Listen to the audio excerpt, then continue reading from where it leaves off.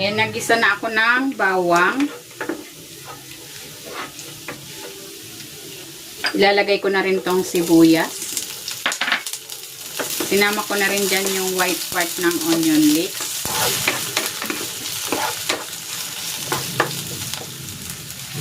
Ilalagay ko na dito itong chicken.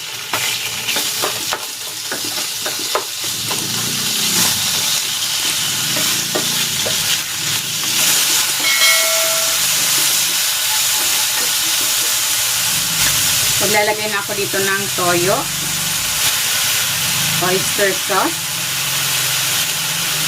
at ng paminta.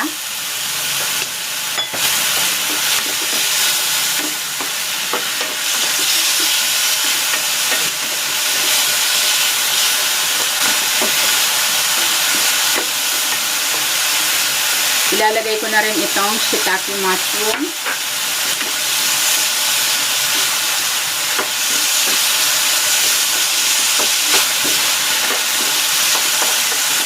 Maglalagay na ako dito ng tubig.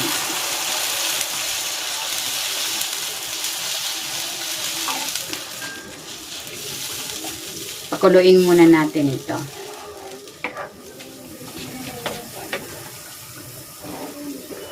Ayan, kumukulo na. Ilalagay ko na dito itong fresh ramen.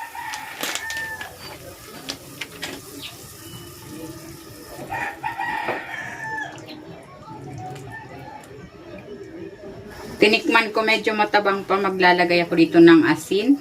Pwede kayong maglagay ng mga pampalasa of your choice. At para magtiken ng bahagya yung sabaw, maglalagay ako dito ng cornstarch na tinunaw sa tubig.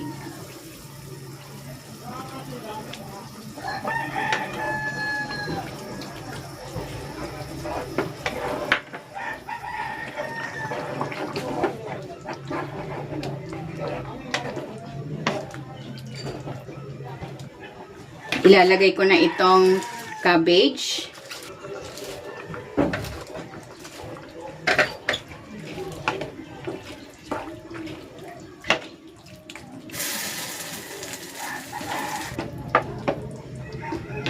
Maglalagay din ako ng onion leeks.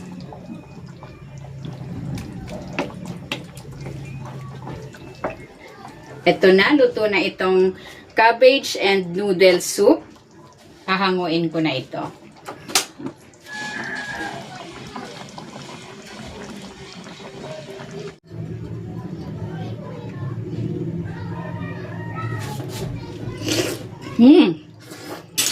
Sarap.